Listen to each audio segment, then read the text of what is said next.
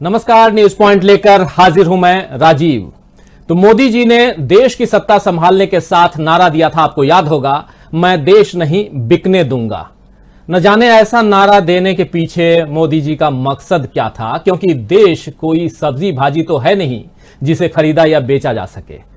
मोदी जी के इस नारे से भी राष्ट्रवाद की गंध आ रही थी और शायद वो यही चाहते थे कि जनता एक बार फिर उनके राष्ट्रवाद के झांसे में आ जाए, ये मान ले कि देश केवल मोदी जी के हाथों में सुरक्षित है, इस देश का भला केवल मोदी जी के हाथों में होगा। ये मान ले जनता कि अब तक जितनी भी सरकारें आई सब निकम्मी निकली, यानी किसी सरकार ने कोई काम नहीं किया और अब केवल मोदी जी ही सारे काम करेंगे। जनता ने बहुत हद तक ऐसा ही भरोसा मोदी जी पर कर भी लिया और उनको गद्दी पर बैठा भी दिया। लेकिन अब उस अंध भरोसे का नतीजा सामने आ रहा है दोस्तों।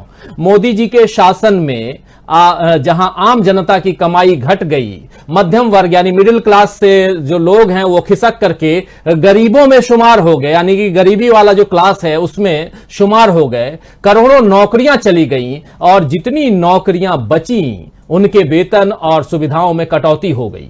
वहीं अडानी और अंबानी के औद्योगिक घरानों की संपत्ति में भी खूब मुनाफा हुआ। सरकार ने कह दिया कि बिजनेस करना हमारा काम नहीं है और इस कुतर्क के आधार पर देश में जो बिजनेस अब तक की सरकारों ने खड़ा किया था वो सब धीरे धीरे करके निजी हाथों के यानी कि प्राइवेट हाथों को सौंप दिया जा रहा है, सौंप दिया जा रहा है।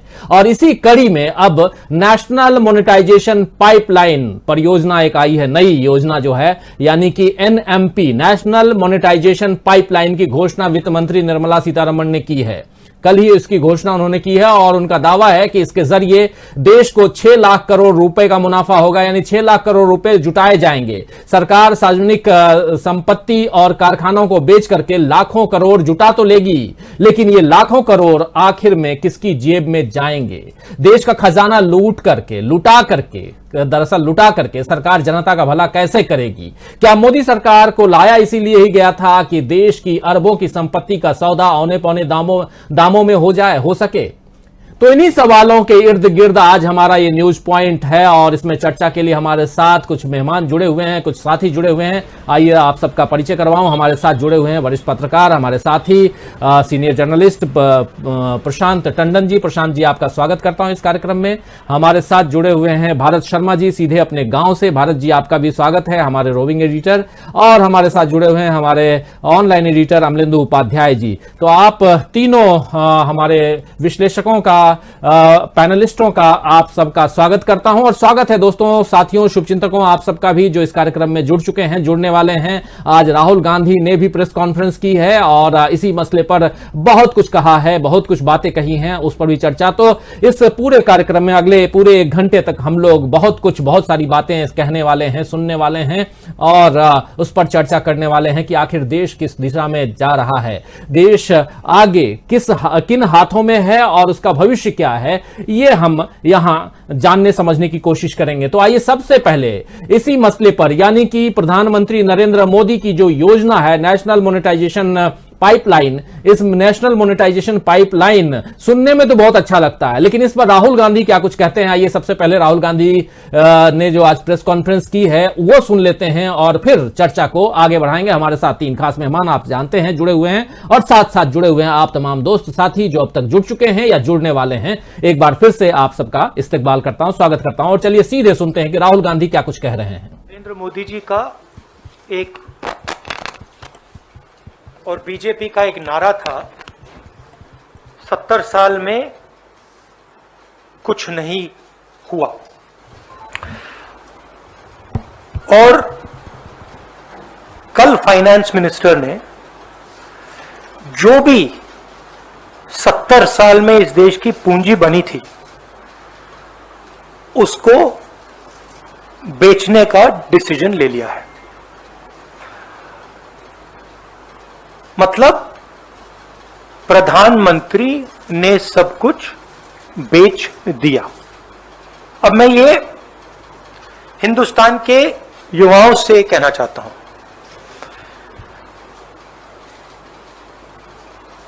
आपके हाथ से रोजगार छीना, कोरोना में आपकी मदद नहीं की, आपके जो किसान माता पिता हैं उनके लिए 3 स्पेशल कानून बनाए। और आज मैं यहां यह पढ़ना चाहता हूं कि प्रधानमंत्री अपने मित्रों को हिंदुस्तान का क्या क्या बेचकर दे रहे हैं। और इसको पढ़ने से आपको पता लग जाएगा, मुझे कहने की भी जरूरत नहीं होगी कि कौन सा एसेट किसको जा रहा है। और ये जो सिलेक्शन किया गया है ये किन लोगों के लिए किया गया है और किस प्रकार से उनको फ्री गिफ्ट दिया जा रहा है। तो शुरुआत करता हूं मैं रोडवेज। 1.6 लाख करोड़ रुपीस का gift, 26,700 kilometre national highways. Railways जो इस देश की रीढ़ की हड्डी है, जिसके बिना भाई और बहनों देश के गरीब लोग एक शहर से दूसरे शहर में नहीं जा सकते। आज जो लोग ट्रेन में बैठे हैं, आप सुनिए, 1.5 लाख करोड़ रुपए रेलवेज, 400 स्टेशन, 150 ट्रेनें, रेलवे ट्रैक और वुडशेड। और जो हमारे रेलवेज का एम्प्लॉई हैं, आप भी बात समझ लीजिए, जब ये रेलवे से छीनकर किसी प्राइवेट एंटिटी को दिया जाएगा तो आप समझ लीजिए आपके रोजगार का क्या होने वाला है। मुझे समझाने की जरूरत नहीं है। तो राहुल गांधी क्या कुछ कह रहे हैं आपने सुना। बहुत सारी बातें राहुल गांधी कह रहे हैं और उसमें कह रहे हैं कि ये तमाम 6 लाख करोड़ रुपए कहां से इकट्ठा कराएगी मोदी सरकार, उसकी बातें कर रहे थे। और कुछ बातें जो हैं उनकी आप सब जान रहे, आपने सुना। उनमें से 25 हवाई अड्डों की बात कर रहे हैं, उसके साथ साथ 400 रेलवे स्टेशनों के निजीकरण की बात हो रही है, उसको मंजूरी। उसके अलावा सड़क है, रेलवे है, बिजली सप्लाई है, नेचुरल गैस पाइपलाइन है, प्रोडक्ट पाइपलाइन है, एविएशन है, वेयर है, टेलीकॉम है, अर्बन रियल एस्टेट है, माइनिंग है। ये तमाम जो अलग अलग जो भारत सरकार के अधीन आने वाली ऐसी इंफ्रास्ट्रक्चर से रिलेटेड और आम जनता से संबंधित ऐसी चीजें जो अगर आप देखिए, चाहे बस है, रेलवे है, जो ट्रैफिक का जो जिससे आप एक जगह से दूसरी जगह पर जाते हैं, हवाई अड्डे हैं, रेलवे कॉलोनियां हैं, रेलवे के इर्द गिर्द आने वाले स्टेडियम हैं, ये तमाम चीजें अब प्राइवेट हाथों में चली जाएंगी। ये बहुत आसान काम नहीं है और बहुत ही साधारण सी जो बात होती है वो नहीं है दोस्तों। बहुत गंभीरता से इन चीजों को लेने की जरूरत है कि आखिर ये तमाम चीजें अगर आज प्राइवेट हाथों में चली जाती हैं तो फिर क्या होगा, देश का क्या होगा। बहुत से लोग अगर जो इस बात का, प्राइवेटाइजेशन का समर्थन करते हैं, वो कहेंगे कि बहुत अच्छी बात है, लेकिन क्या इतना आसान है इन बातों को सुन लेना, समझ लेना। और इसी के सरकार के इस फैसले के खिलाफ आज अगर आप लोगों को याद होगा तो हैशटैग स्टॉप सेलिंग इंडिया खूब ट्रेंड कर रहा है। और नरेंद्र मोदी के इस डिसीजन पर, और जिसे लेकर के आई निर्मला सीतारमण वित्त मंत्री, उस पर राहुल गांधी ने कहा है कि ये जो मोदी जी हैं, मोदी सरकार है, वो सब कुछ बेच रही है, देश बेच रही है, मोदी जी ने सब कुछ बेच दिया।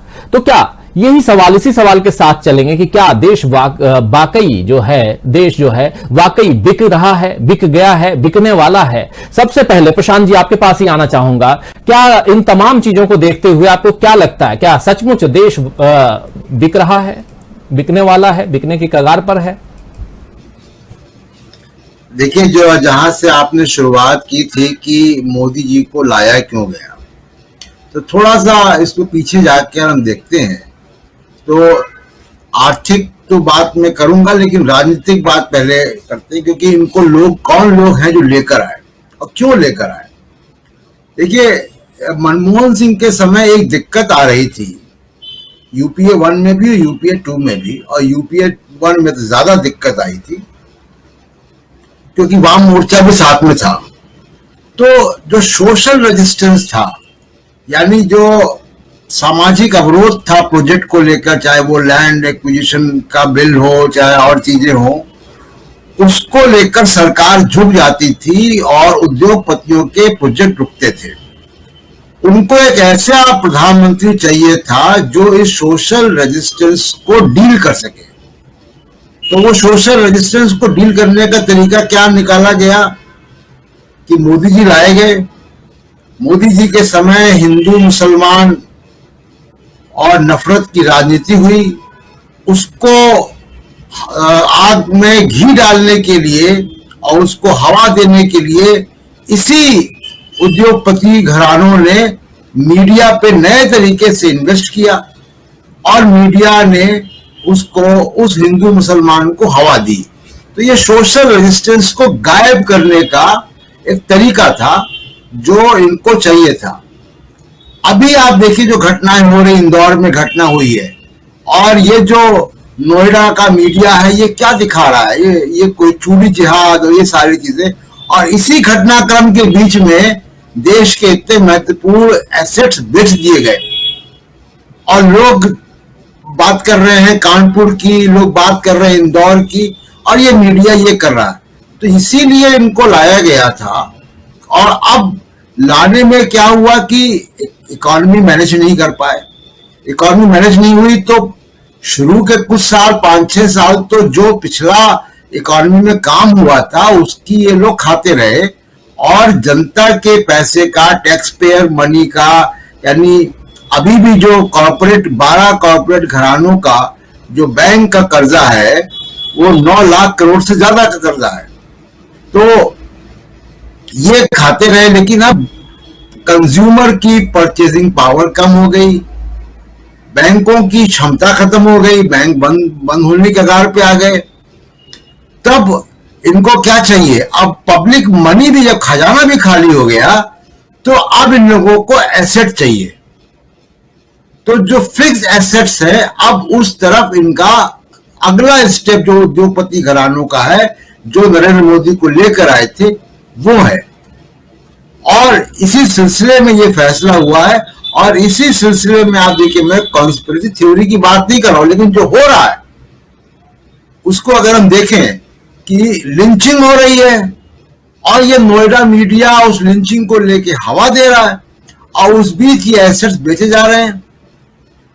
और ये सिलसिला आप देखिएगा तो लगातार पिछले 7 साल से चल रहा है कि जनता के विरुद्ध जो है वो सारे काम हो रहे हैं और जनता डिबेट कुछ और कर रही है। उसको फंसाए हुआ हिंदू मुसलमान में, उसको अपनी नौकरी की चिंता नहीं, उसको कोरोना की चिंता नहीं। जिस तरीके से कोरोना का मैनेजमेंट हुआ है और कोरोना के पीरियड में जो बाइंग कैपेसिटी हमारे कंज्यूमर की थी वो लोवेस्ट हो गई थी, 40 साल में से भी ज्यादा की लोवेस्ट हो गई थी। अच्छा, अब ये जो एसेट्स दिए जा रहे हैं इसमें मिल क्या रहा है? एक फाइनेंशियल ईयर में 1 लाख करोड़ और आप हजारों लाखों करोड़ के एसेट्स इनको दे रहे हैं। और उससे भी ज्यादा बड़ी चीज राजीव जी बात यह है कि जो आपने कहा कि देश बेचा जा रहा है। देखिए, जो कुछ स्ट्रेटेजिक चीजें हैं और जिसका जनता से भावनात्मक रिश्ता होता है। किसी देश की रेलवे अगर प्राइवेट हाथ में चली गई, ये इंग्लैंड ने भी किया था, रेलवे को प्राइवेटाइज किया था, बाद में वापस लेना पड़ा। हमारे दिल्ली में ही राजीव जी, हम लोगों दिल्ली में ही एयरपोर्ट की लाइन अनिल अंबानी को दी गई थी, वो नहीं चला पाए, वापस कर दी उन्होंने डीएमआरसी को। तो ये जब आप रेलवे बेच देंगे, वेयर हाउस बेच देंगे, एफसीआई के गोदाम बेच देंगे, तो ये साइकोलॉजिकल इंपैक्ट भारत की जनता में पड़ेगा इसका बहुत बुरा, कि देश में कुछ बचा ही नहीं। ये बिल्कुल विदेशी हमले की तरीके से है कि जिस तरह से विदेशी हमला हो जाए और उसका भारत जो है माकूल जवाब न दे पाए, बिल्कुल उसी तरीके की स्थिति बनेगी यहाँ पे कि देश का जो आत्मसम्मान है उस पर चोट लगेगी। आर्थिक चोट तो लगेगी, आरक्षण खत्म होएगा, उसमें नौकरियां जाएंगी, वो सारी बातें हैं। जी राजीव है, लेकिन मैं देश नहीं बिकने दूंगा। आपको याद होगा 2014 चुनाव से पहले प्रधानमंत्री नरेंद्र मोदी के लिए उनके भाषणों में, और एक जबरदस्त कविता प्रसून जोशी ने लिखी थी, और उसी में सौगंध इस मिट्टी की मैं देश नहीं झुकने दूंगा, सौगंध इस मिट्टी की मैं देश नहीं मिटने दूंगा, मैं देश नहीं बिकने दूंगा। तो ये देश नहीं बिकने दूंगा, आज तो सारी बस जितने सौगंध थे, मां गंगा का बेटा, उसके अलावा संसद की चौखट पर सिर नवाना, और उसके अलावा अब कोरोना काल में भी हम लोगों ने बहुत सारे दृश्य देख लिए, बहुत सारी तस्वीरें हम लोगों के सामने, रूह कपाने वाली तस्वीरें हम लोगों के सामने है, देश दुनिया के सामने है। कुछ बताने कहने की जरूरत नहीं है, आप सब समझदार हैं, आप सब बहुत अच्छी तरह से जानते हैं। लेकिन आज राहुल गांधी ने प्रधानमंत्री नरेंद्र मोदी पर जो हमला बोला है, और खासकर उन्होंने कहा है कि प्रधानमंत्री नरेंद्र मोदी ने, मोदी सरकार ने इस देश को बेच दिया है, सब कुछ बेच दिया है। और ये आखिर कहने के साथ साथ अभी हमारे साथी प्रशांत टंडन जी जो बातें कह रहे थे कि एक तरफ इंदौर में लिंचिंग हो रही है, एक चूड़ी वाला वो चूड़ी बेचने जाता है और उसके ऊपर हमला होता है, उसकी लिंचिंग होती है, लेकिन एफआईआर उन लोगों के ऊपर के साथ साथ उस चूड़ी वाले के ऊपर भी एफआईआर दर्ज होती है। तो ये क्या है? और दूसरी तरफ एक कहानी उधर भी चल रही है, महाराष्ट्र में भी, और नारायण राणे गिरफ्तार हो चुके हैं, बीजेपी के हैं, आप जानते हैं, और उन्होंने थप्पड़ मारने वाली, जो थप्पड़ की गूंज आपको याद होगा, एक फिल्म आई थी, वही थप्पड़ की गूंज उनको आज सुनाई दे रही होगी कि उन्होंने थप्पड़ मारी तो नहीं, लेकिन उसकी जो आवाज है बहुत दूर तक गई, और अभी वो गिरफ्तार हो गए हैं नारायण राणे। तो खैर ये बहुत सारी चीजें चल रही हैं देश में, और इन बातों के इर्द गिर्द इस देश को बचाने के लिए जो रहनुमा सामने आए थे वही अब देश को बेच रहे हैं। तो क्या कहा जाए, बातें तो होंगी ही, और बातें होंगी तो दूर तक जाएंगी। और वही हम चर्चा भी यहां कर रहे हैं कि आखिर क्यों 70 सालों में कहा जाता रहा कि कांग्रेस ने अपने शासनकाल में कुछ नहीं किया, इस देश को कुछ नहीं दिया। अगर देश में कोई भी काम कांग्रेस के समय में नहीं किया गया तो आखिर आप बिक्री क्या चीज की कर रहे हैं साहब? ये भी तो बता दीजिए कि पिछले 70 साल में इस देश में अगर कोई काम नहीं हुआ तो ये जो तमाम चीजें आप लेकर के सड़क पे आप चादर बिछा के बैठ गए हैं कि आओ ये भी ले लो, ये भी ले लो, ये भी ले लो, तो ये कर कैसे रहे हैं? ये सामान आपके पास आया कहां से, ये भी बता दीजिए। सीधे भारत जी आपके पास आना चाहूंगा, क्या कहेंगे? 70 साल में क्या कुछ नहीं हुआ था? नेहरू जी से लेकर के और मनमोहन सिंह तक, उस बीच न सिर्फ कांग्रेस की सरकारें रही, जनता पार्टी की सरकार भी रही, अटल बिहारी वाजपेयी यानी बीजेपी की सरकार भी रही, तो ऐसी सरकारें भी रही हैं, और उसमें संवित सरकार भी हमने देखी। तो ऐसी सरकारों के बीच इन लोगों ने कोई काम नहीं किया था, और आज आप बेचने जा रहे हैं।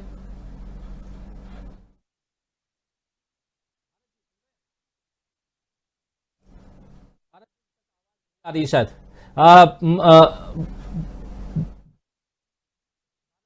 आवाज आए, लेकिन उससे पहले अमलेंदु जी सुन रहे हैं। इन्हीं सवालों के साथ अमलेंदु जी आपके पास आना चाहूंगा कि एक तरफ लिंचिंग हो रही है, देश में बहुत कुछ हो रहा है, लेकिन सही कह रहे हैं प्रशांत टंडन जी कि नोएडा का जो मीडिया है, दिल्ली का जो मीडिया है, उसे वो तमाम चीजें तो दिखाई दे रही हैं, लेकिन ये दिखाई नहीं दे रहा है कि इस देश में हो क्या रहा है। आखिर जिस तरफ इशारा है राहुल गांधी का, और खासकर युवाओं के लिए कि बेरोजगारी जो बढ़ेगी, जो बढ़ती जा रही है, उसको लेकर के आप क्या सोच रहे हैं, क्या कर रहे हैं? कैसे आने वाला जो कल है वो इन युवाओं का अच्छा कैसे होगा? आखिर इन बातों पर चर्चा तो होनी चाहिए ना अमलेंदु जी। देखिए राजीव जी, एक तो इसमें पहली बात यह है कि इस पर चर्चा हो कैसे, क्योंकि जिनको देश बेचा जा रहा है, तो नोएडा मीडिया में 50% से ज्यादा तो हिस्सा उन्हीं लोगों का है। मालिकाना हक जो है नोएडा मीडिया का 50% से ज्यादा उन्हीं लोगों का है जिनको ये सरकार देश बेच रही है। तो वो मीडिया क्यों इस समस्या पर चर्चा करेगा? तो इसलिए इस मीडिया से कोई आशा करना कि देश की समस्याओं पर चर्चा करेगा निरर्थक है। मुझको लगता है कि ऐसी गलत फहमी जो है हम लोगों को नहीं पालनी चाहिए कि ये मीडिया जो है इस तरीके की चर्चा करेगा कि देश कैसे बचे, क्योंकि वही जब देश खरीदने वाले हैं तो क्यों वो उस पर चर्चा करेंगे। दूसरी बात यह है कि जिस तरीके से ये सरकार काम कर रही है, जाहिर सी बात है कि प्रधानमंत्री नरेंद्र मोदी जो है तो सरकार में कुछ भी नहीं है। सरकार जो है, जैसे राहुल गांधी बार बार आरोप लगाते रहते हैं और राकेश टिकैत भी बार बार कहते रहते हैं कि ये अगर किसी पार्टी की सरकार होती तो बात करती, इसको तो कंपनी चला रही है, ये मोदी सरकार है और कंपनी चला रही है और इसकी मालिक कंपनी है। तो मतलब वो बातें देखने में राकेश टिकैत की भले ही जो है सुनने में लगता हो कि मजाक के टोन में कह रहे हैं, कि वो मजाक का टोन नहीं है। वो सत्ता जो धीरे धीरे सामने आ रही है, प्रधानमंत्री नरेंद्र मोदी हिंदू हृदय सम्राट होंगे बहुत बड़े, इसमें कोई शक नहीं है, लेकिन प्रधानमंत्री नरेंद्र मोदी जो है वो सरकार में जो है वो भारत के हितों की रक्षा कर पाएंगे या नहीं कर पाएंगे, ये बड़ा मुश्किल है। क्योंकि मुझे नहीं लगता है कि प्रधानमंत्री जो वो दिल से जो देश बेचना चाहते होंगे। मैं समझता हूँ कि अच्छे आदमी है प्रधानमंत्री और वो नहीं चाहते हैं कि देश बेचा जाए, लेकिन बात वही है कि जो लोग उनको लेकर के आए हैं और जिन साहब का भी प्रशांत जी ने नाम लिया अनिल अंबानी का, तो प्रधानमंत्री नरेंद्र मोदी को सबसे पहले थे वो दिग्विजयी सम्राट बनाने वाले और घोषणा करने वाले और गुजरात मॉडल की चर्चा करने वाले और प्रधानमंत्री के रूप में प्रस्तुत करने वाले अनिल अंबानी ही थे।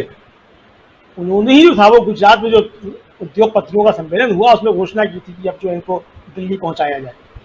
और अनिल अंबानी के ऊपर कितना कर्जा है ये मालूम है, मतलब ये हम नहीं कर रहे। अनिल अंबानी जो खुद यूके की अदालत में जाकर के कह रहे हैं वो तो बिल्कुल दिवालिया हो गए। तो जो दिवालिया हो गया है वो देश भी खरीद रहा है। तो ये सरकार जो कर रही है, तो ये सरकार जो, इस सरकार के हाथ में कुछ नहीं है, इस सरकार के हाथ बंधे हुए हैं। आप इसको सरकार के रूप में देखिए नहीं, ये जो है कुछ कंपनियों के मैनेजर्स हैं, सीईओ भी नहीं है, सीईओ भी वो कंपनियां ही हैं, उसके मैनेजर्स हैं जो यहाँ आकर ला करके बैठाए गए हैं देश बेचने के लिए। तो वो अपना काम कर रहे हैं, तो उनको ना देश से मतलब है ना देश के संविधान से मतलब है, जिसकी उन्होंने शपथ ली उससे भी कोई मतलब नहीं है। वो जिनकी नौकरी कर रहे हैं उनका काम कर रहे हैं अच्छे से। तो जनता भी फालतू में परेशान ना हो कि ये जनता का काम नहीं कर रहे हैं, तो जनता के लिए आए नहीं है, वो जनता लेके आई भी नहीं है। लेके तो जो है कॉर्पोरेट घराने आए हैं जिन्होंने उनको तैयार किया था। अडवाणी जी इसी मुखालत में रह गए कि वो जो है बहुत बड़े हिंदू हृदय सम्राट हैं और सबसे ज्यादा उनका जलवा चल रहा है और कांग्रेस को खा फेंकेंगे और भ्रष्टाचार के खिलाफ बड़ी आंधी चल रही है। लेकिन अडवाणी जी जो थे वो दिक्कत थी, अडवाणी जी की पीठ पर कोई हाथ थोड़ी रख सकता था। कोई भी पूंजीपति जो है वो अडवाणी जी की पीठ पर हाथ नहीं रख सकता था। हमारी उनसे वैचारिक मतभिन्नता हो सकती है, लेकिन ये कहना पड़ेगा कि अडवाणी जी की पीठ पे कोई पूंजीपति हाथ नहीं रख सकता है। लेकिन आप देख रहे हैं अब तो जो 500 रुपए के दंड पे जो है वो पेटीएम जो है वो भी जारी कर देता है, जियो भी जारी कर देता है प्रधानमंत्री का फोटो जो है।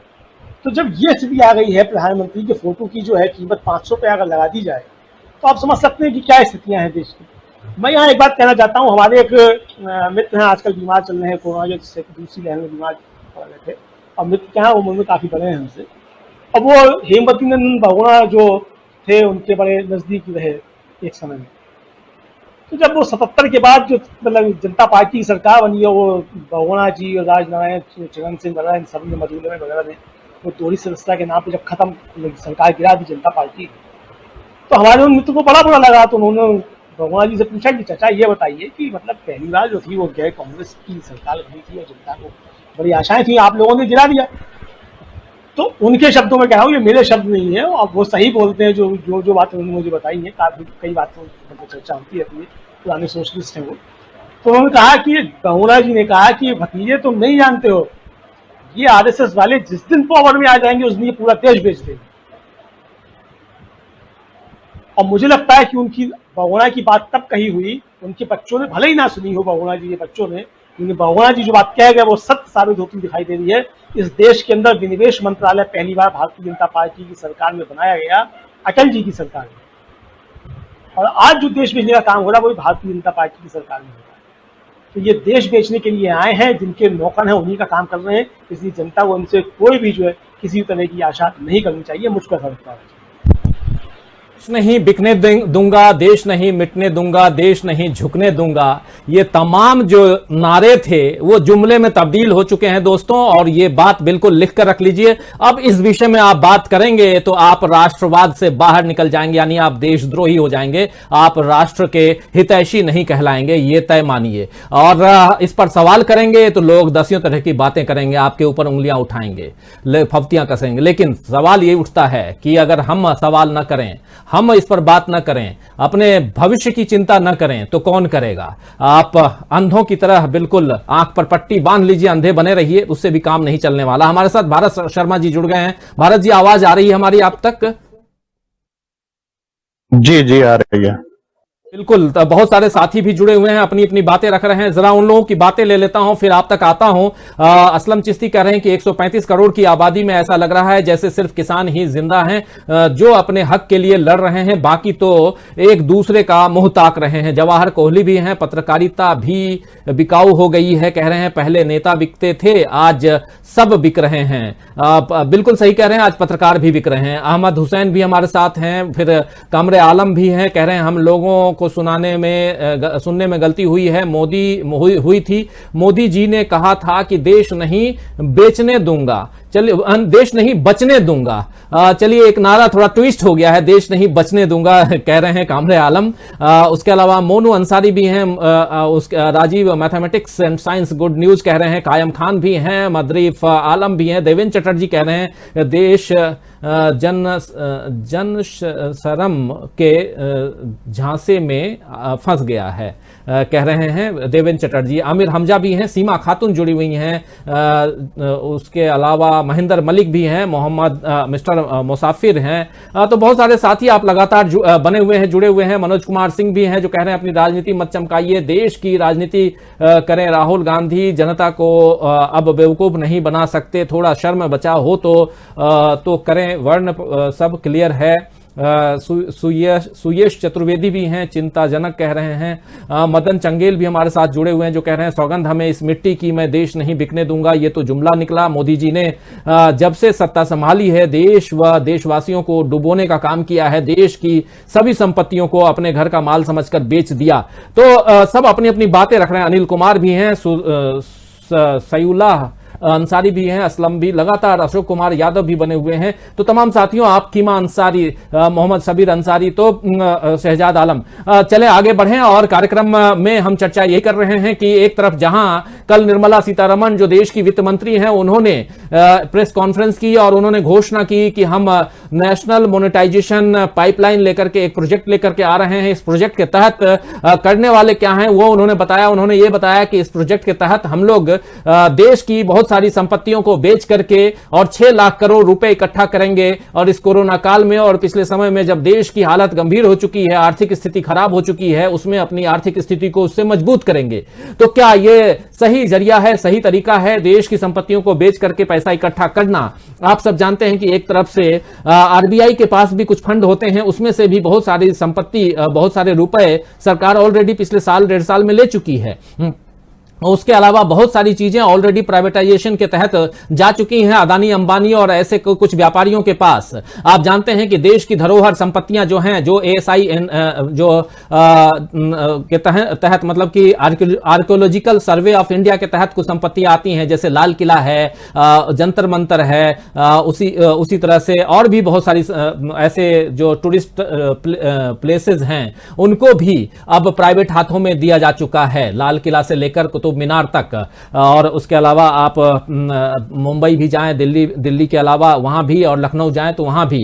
तो ये तमाम चीजें, रेलवे स्टेशन, हवाई अड्डे, स्टेडियम, फिर रेलगाड़ियां, रेलवे कॉलोनियां, फिर सड़कें, ये तमाम, उसके अलावा गैस पाइपलाइन, कल को गैस सिलेंडर भी, तो ये तमाम चीजें हो जाएंगी तो फिर आप और हम कहां जाएंगे, ये सोचने वाली बात है। इसमें सवाल ये भी उठता है, बहुत लोग इसके तरफदारी भी कर रहे हैं, कहते हैं कि इससे बहुत अच्छा रहेगा, प्राइवेट हाथों में जाने से जनता के बीच आएगा। राहुल गांधी से भी किसी ने ये सवाल पूछा था, तो ये ऐसे उल जुलूल सवाल अगर पूछे जाते हों मीडिया के द्वारा ही, तो आप समझ सकते हैं कि मीडिया का एक धड़ा क्या सोच रहा है। और सही कहा अभी अमलेंदु जी ने कि जब मीडिया का एक बहुत बड़ा, नोएडा मीडिया का एक बहुत बड़ा वर्ग उन्हीं लोगों के हाथों में है जिन लोगों के हाथों में अब देश जाने वाला है, देश की संपत्तियां जाने वाली हैं, तो वहां काम करने वाले लोग क्या कहेंगे ये आप सब अच्छी तरह से जानते हैं।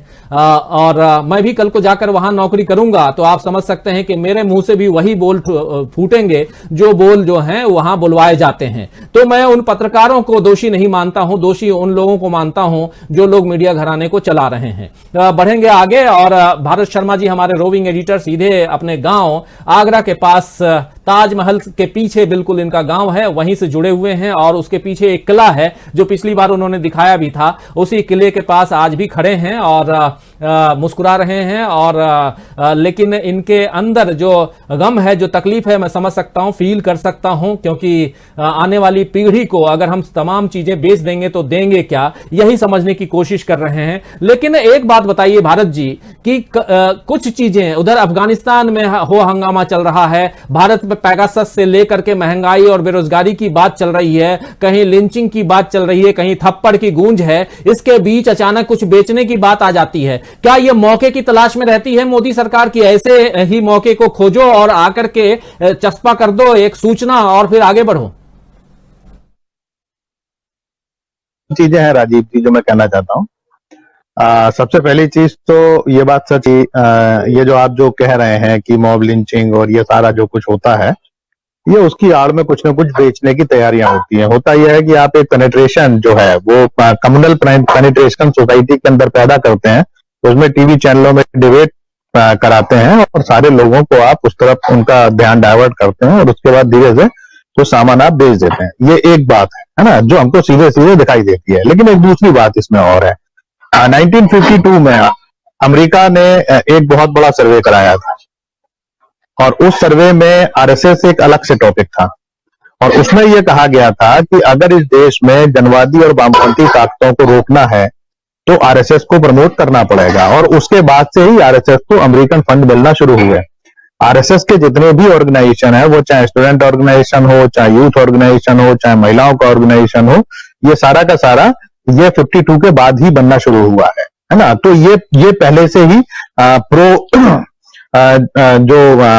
मतलब प्रो अमेरिकन इनकी पॉलिसीज हैं। एक चीज।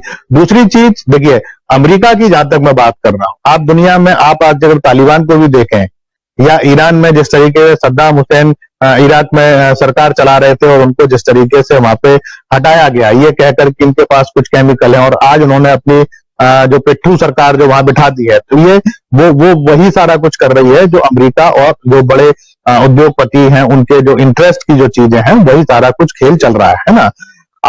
तो ये एक बात है। दूसरी चीज ये है, आरएसएस जैसे ऑर्गेनाइजेशन की जहां तक बात है, इन पे अपना कोई इकोनॉमिक एजेंडा नहीं है। ये सांस्कृतिक संगठन है और सांस्कृतिक संगठन में भी ये केवल उग्र धार्मिक राजनीति करने वाले ऑर्गेनाइजेशन है। इनका अर्थनीतियों से कोई लेना देना नहीं है और इसीलिए ये देश की उन चीजों से इनको कोई मतलब भी नहीं है। आप अगर बेच रहे हैं, आज आप देखिए कि भारतीय मजदूर संघ जैसा जो ऑर्गेनाइजेशन है, जो ये दावा करता है कि वो सबसे बड़ा ऑर्गेनाइजेशन है, वो क्यों खामोश बैठा हुआ है? या किसान इतने समय से बैठे हुए हैं, आज किसानों की बात भारतीय किसान संघ क्यों नहीं करता है? या भारतीय जो इनका बीजेपी का जो किसान मोर्चा है वो क्यों नहीं करता है? सीधी सी बात है, इकोनॉमिक एजेंडा इनका नहीं है। इनका एजेंडा जो है वो देश को पुरातन काल में, जब जो देश राजाओं के समय जो हुआ करता था, है ना, जबकि 3 वर्ण होते थे और जो मनुस्मृति के हिसाब से जो दलित और वो सारा जो कंसेप्ट है जो हम सारे लोग जानते हैं, ये उस तक पहुंचाना चाहते हैं। जब हम लोग आधी लंगोटी पहनेंगे, मतलब आधी धोती पहनेंगे और आधी ही हम लपेटेंगे, जो महात्मा गांधी करते थे, है ना। तो ये पूरे देश को वहां पर ले जाना चाहते हैं क्योंकि उनका अपना कोई इकोनॉमिक एजेंडा नहीं है। तीसरी चीज मैं आपको एक और जो इसमें कहना चाह रहा हूं, हम अगर नरेंद्र मोदी का पूरा अगर क्रोनोलॉजी शब्द जो अमित शाह ने जो इस्तेमाल किया था, हम अगर उस क्रोनोलॉजी को समझेंगे तो जब ये गुजरात के मुख्यमंत्री बने उस समय सबसे पहले तो वहां पर दंगे हुए बहुत भयानक, और लोगों का एक इन्होंने पूरी की पूरी जो गुजरात कम्युनिटी है उसको इन्होंने डिवाइड कर दिया।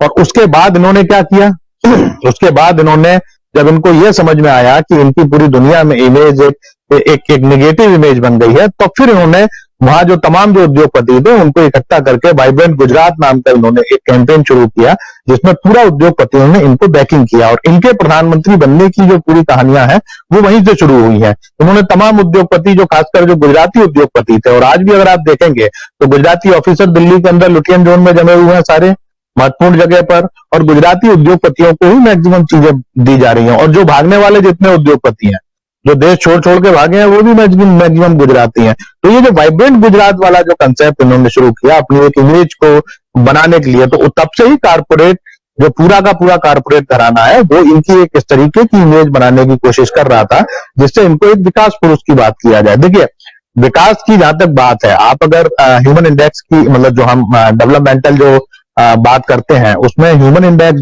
जो है हम उसको डेवलपमेंट का वो मानते हैं। और अभी मुझे लगता है कि इसी महीने मोदी जी ने ये बात या शायद कोई पुराना वीडियो मैंने देखा था, उसमें मोदी जी ने ये बात कही है ह्यूमन इंडेक्स की। उन्होंने स्कूलिंग की बात की है, उन्होंने एजुकेशन की बात की है, उन्होंने जो तमाम जो गरीबी की बात की है, उन्होंने भुखमरी की बात की है आज की तारीख में। और आज ये देखिए जब नरेंद्र मोदी जब गुजरात में मुख्यमंत्री रहे उस समय वहां पे लिटरेसी रेट गिर गया, लड़कियों का ड्रॉप आउट संख्या जो था वो बहुत बड़ा। हेल्थ को लेकर अगर आप बात करें तो हमने कोरोना काल में जो हेल्थ फैसिलिटीज थी, जो मिलना चाहिए था, जो पब्लिक हेल्थ के जो मामले थे, उसको हमने देखा किस तरीके से हेल्थ के बजट को कम किया गया। ठीक है, सबसे ज्यादा जो मनमोहन सरकार जो जननी सुरक्षा एक्सप्रेस और ये लेकर आई थी जिससे इंस्टीट्यूशनल डिलीवरी बढ़ी थी, इन्होंने सबसे पहले उसी को बंद किया, है ना। तो कुल मिला के अभी कम से कम 2.5 से 3 लाख ये स्कूल बंद कर चुके हैं। और स्कूलों को लेकर भी एक नया कंसेप्ट ये लेकर आए हैं कि स्कूल भी प्राइवेट संस्थाओं को चलाने के लिए दिया जाएगा। आपको अगर याद हो, अपन लोग हेल्थ पॉलिसी के ऊपर भी मैंने कुछ खबरें लिखी थी, है ना। तो उस हेल्थ पॉलिसी में उन्होंने डिस्ट्रिक्ट लेवल के जितने भी हॉस्पिटल्स है वो सब प्राइवेट इंस्टीट्यूशंस को देने की बात ये लोग कर रहे हैं। वो अलग बात है कि उसका विरोध हो रहा है और अभी तक ये उसको इंप्लीमेंट नहीं कर पाए हैं, है ना। और यही स्थिति एजुकेशन पॉलिसी में भी लाए हैं। तो ये पूरा जिस तरीके का प्राइवेटाइजेशन कर रहे हैं ये वही लोग हैं। ये मोदी जी को ये बात समझ में आया है कि आप कारपोरेट को अगर के हित साधते रहेंगे तो कारपोरेट आपकी इमेज बिल्डिंग करता रहेगा देश के अंदर। तो दो तरीके की चीज है, एक तो आपकी इमेज बिल्डिंग हो रही है और दूसरा ये है कि आप पूरी की पूरी सोसाइटी को आप बिल्कुल वर्टिकल डिवाइड कर रहे हैं हिंदू मुसलमान के अंदर। तो एक जो पूरा जो कैंपेन जो सोशल मीडिया और उसके थ्रू चल रहा है, आज आप देखिए ना, आप मोदी के खिलाफ या मोदी जी के खिलाफ या सरकार के खिलाफ आप कोई भी अगर पोस्ट डालते हैं तो उसकी रीच बंद कर दी जाती है।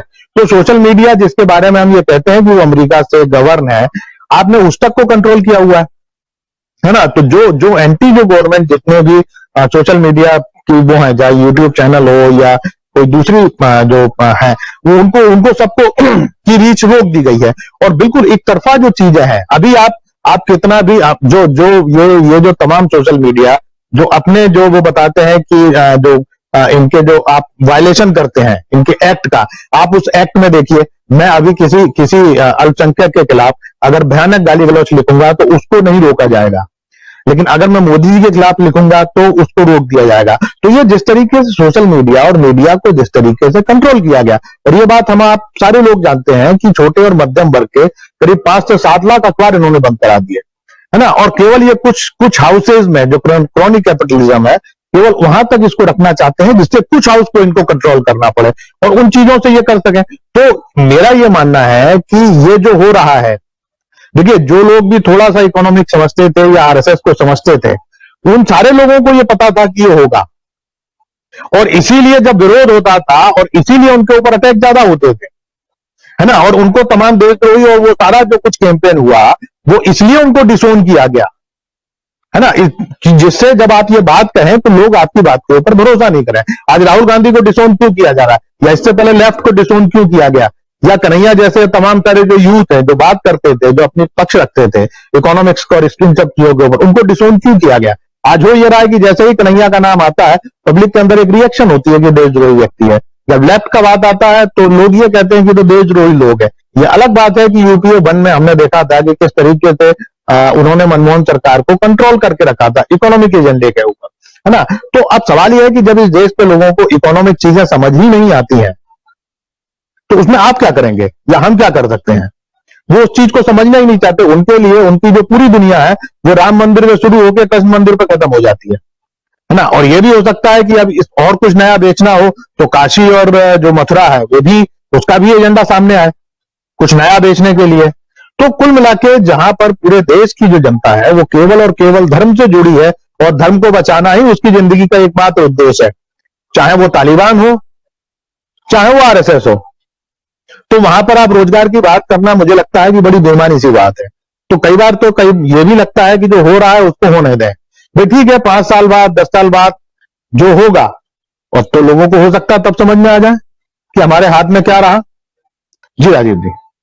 बहुत सारी बातें और बहुत महत्वपूर्ण बातें आपने कही हैं और बहुत सारे साथी जो हैं वो आपकी इन बातों से इत्तेफाक भी रखते हैं और कुछ आपकी बातों से इत्तेफाक नहीं रखते हैं, आपको मूर्ख समझते हैं, वो भी लिख रहे हैं। खैर, लेकिन सब अपनी अपनी बातें करेंगे और सोशल मीडिया पर क्या कुछ हो रहा है इन सब चीजों को एक पोस्ट आप लिखते हैं, अगर एंटी गवर्नमेंट पोस्ट है तो इतना तय मानिए कि कुछ दिनों बाद आपका सबसे पहला काम यह होगा कि रीच कम कर दिया जाएगा और दूसरा काम यह होगा कि शेयर बटन को वहां से हटा दिया जाएगा। यह दावे के साथ मैं बोल रहा हूं और अगर आप लोगों में से 10 लोग लिख दीजिए कि नहीं ऐसा नहीं है तो मैं आप लोगों को आज नहीं कल शाम के 7 बजे के प्रोग्राम में मैं 10 वैसे अकाउंट ला करके सामने बिल्कुल ऑन एयर दिखाऊंगा कि ये देखिए जहां जहां शेयर बटन हटा दिया गया है, फेसबुक पे जाइए। तो इसलिए ऐसी फालतू की बातें, मूर्खता की बातें जो हमारे साथी लोग जुड़े रहते हैं मत किया कीजिए। आप लोग ध्यान से सुनिए बातों को और जो बात हम रखते हैं यहां बहुत तथ्यों के साथ रखते हैं, दावे के साथ। मैं कह रहा हूं कि हमारे इस प्रोग्राम में अगर कोई भी एक तरफा किसी भी बात को अगर आप सुनेंगे, अगर आपको लगता है तो मुझे चैलेंज कीजिए, ऑन एयर चैलेंज कीजिए, मैं चैलेंज स्वीकार करने के लिए तैयार हूं, लेकिन तथ्यों के साथ बात कीजिए। क्या देश नहीं बिक रहा है ये बताइए। अगर देश नहीं बिक रहा है तो बता दीजिए कि देश नहीं बिक रहा है। देश की चीजें नहीं बिक रही है क्या? रेलवे है, बस स्टॉपेज है, बस स्टैंड है, अलग अलग ट्रैक्स हैं, रेलवे के अलग अलग रेलगाड़ियां हैं, फ्लाईओवर्स हैं, हवाई अड्डे हैं, सब कुछ बेच दिया। आप हवाई चप्पल वालों को हवाई जहाज में बैठा रहे थे, हवाई जहाज की कीमत बढ़ गई। तो कहां से कीमत इसलिए बढ़ गई क्योंकि क्रूड ऑयल की कीमत बढ़ गई। आपने पेट्रोल और डीजल की कीमत बढ़ा दी।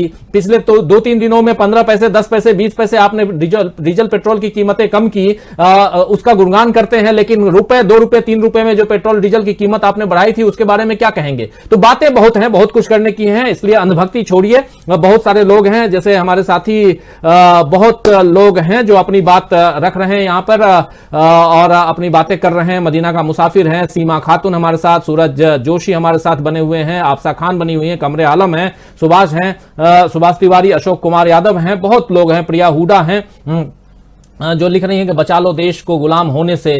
फिर विद्यासागर महाजन भी हैं जो मोदी जी जय हो, मोदी जी के युग में मोदी मोदी करके मरोगे लेकिन राम मोदी को तुम नहीं समझ पाओगे, लिख रहे हैं। सीमा खातून है, सूरज जोशी। तो तमाम साथियों आप लोग बने रहिए, अपनी बातों को रखिए। अमित घोगरकर भी हमारे साथ लिख रहे हैं कि सर देश में बेरोजगारी बहुत हो गई है, एमपी भोपाल में जो हुआ सबने देखा। बिल्कुल सही बात है। एमपी भोपाल में जो कुछ हुआ, भोपाल में आप गए नौकरी मांगने के लिए, आपको क्या मिली? लाठियां, पुलिस ने लाठियां बरसाई। गए जो टीचर्स, महिला टीचर्स थी, 2 साल पहले उनको नौकरी लगी थी लेकिन उनकी पोस्टिंग नहीं हो रही थी। गए कि हम अपने वहां के मुख्यमंत्री शिवराज सिंह चौहान से मुलाकात कर लें, उन्हें राखी बांधें और अपनी बात भी रखें, तो उन्हें क्या मिला? वो बैठी रही, उसके बाद वहां से विदा कर दी गई। न शिवराज जी मिले और न उनको उनकी बातें सुनी गई उनसे। तो बहुत सारी चीजें, ऐसा नहीं है। आपके ऊपर जब वो चीजें गुजरेंगी, जब आपके ऊपर डंडे बरसेंगे, भगवान ना करे ऐसा हो, लेकिन ऐसा होता है, तभी आप फील करते हैं कि चोट क्या होती है, दुख क्या होता है, ये तभी आप समझेंगे। खैर, लेकिन बात आगे बढ़ाएं। राहुल गांधी को एक बार फिर से सुनते हैं कि राहुल गांधी ने क्या कुछ कहा है प्रेस कॉन्फ्रेंस में, और इंपॉर्टेंट क्यों है, राहुल गांधी ने क्यों कहा है कि मोदी जी ने सब कुछ बेच दिया। ये बड़ा आरोप, इतना बड़ा आरोप राहुल गांधी क्यों लगा रहे हैं, ये सुनने समझने की जरूरत है। एक बार फिर से चलते हैं, राहुल गांधी क्या कुछ कहें वो सुनेंगे और उसके बाद सीधे प्रशांत जी आपके पास आना चाहूंगा बहुत सारे सवालों के साथ। लेकिन सबसे पहले मैं कहूंगा कि राहुल गांधी के उस बयान को सुनाइए जो आज प्रेस कॉन्फ्रेंस लेते हुए वो पत्रकारों से बात करते वक्त बता रहे थे। आपसे कहा जा रहा है भाइयों और बहनों, क्या नाम दिया इसका, क्या कहते हैं इसका? नहीं, वो एक लाइन थी, नेशनल मोनेटाइजेशन पाइपलाइन। ये आपका भविष्य है, ये जो आपका भविष्य है, इसको बेचा जा रहा है, इन 3-4 उद्योगपतियों को गिफ्ट दी जा रही है। रियलिटी है।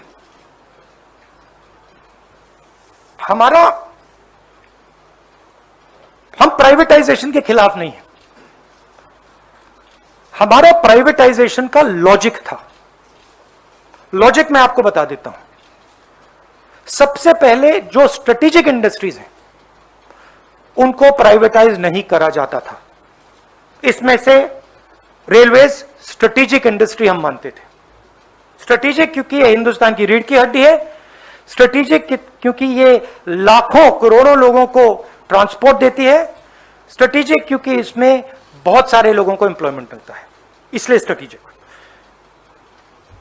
दूसरी बात, जो इंडस्ट्रीज क्रॉनिकली लॉस मेकिंग होती थी उनको हम प्राइवेटाइज करते थे।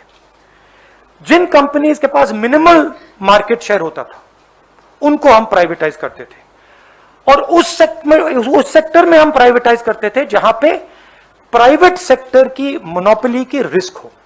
मतलब अगर सरकारी कंपनी मोनोपोली को रोक सके तो हम उसको प्राइवेटाइज नहीं कर सकते। अब यहां पे ये सारे के सारे प्राइवेटाइजेशन मोनोपोली बनाने के लिए करे जा रहे हैं, सारे के सारे। मैंने आपको नाम दिया है, power, telecoms, warehousing, mining, airports, ports, ये सब मोनोपोली बनाने के लिए किया जा रहा है। आप जानते हो पोर्ट्स किसके हाथ में है, एयरपोर्ट किसको मिल रहे हैं। तो हम कहते हैं प्राइवेटाइज कीजिए, मगर देश को नुकसान मत पहुंचाइए। देश को नुकसान कैसे होगा? और जो देश के युवा हैं, आप इसको अच्छी तरह सुनिए।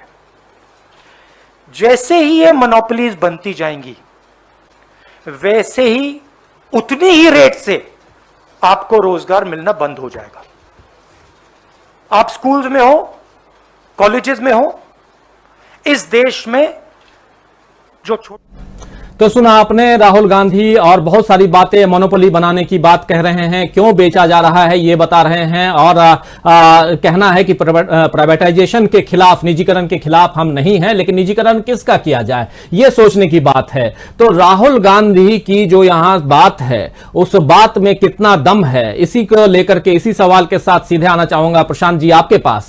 जो दलीलें हैं राहुल गांधी की, उसमें कितना दम आप देखते हैं? आज से 70 साल पीछे जाए, हालांकि अब 75वें साल में हम ऑलरेडी हैं आजादी के, और हम देख रहे हैं कि इस वक्त पिछले 7 साल में जितनी चीजें बेच दी गई उतनी चीजें 7 साल पहले अगर चले, यानी कि 68 साल में नहीं बेची गई थी। राहुल गांधी कह रहे हैं कि निजीकरण के हम खिलाफ नहीं हैं, लेकिन हमारे समय में जो निजीकरण हम करते थे वो कैसे करते थे और आज कैसे हो रहा है। मोनोपोली बनाने की यहां पर जुगत में सरकार दिख रही है, और कुछ अपने लोगों को फायदा दिलाने के लिए ये सब कुछ किया जा रहा है। एक गंभीर आरोप मोदी सरकार पर राहुल गांधी लगाते हुए दिखाई दे रहे हैं। क्या कहेंगे ओवरऑल इस पूरी दलील पे?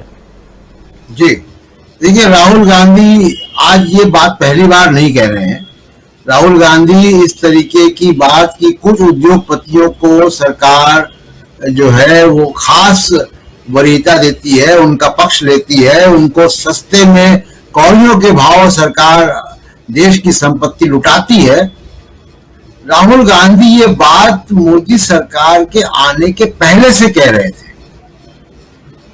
जब वो न्यायगिरी गए, जब वो भट्टा परसौल गए, वहीं से ये जो उद्योगपति हैं वो राहुल गांधी के खिलाफ एक कैंपेन पूरा मीडिया में और सोशल मीडिया में सैकड़ों हजारों करोड़ रुपए खर्च करके चलाते रहे, और इसीलिए आज भी वो कैंपेन चलता है राहुल गांधी के खिलाफ जो नफरत का। और इसीलिए राहुल गांधी उन 3-4 उद्योगपतियों का नाम भी बार बार लेते हैं, क्योंकि ये कैंपेन उन्हीं लोगों ने चलाया। दूसरी एक बात जो राजीव जी ये है कि अभी ये क्यों हो रहा है,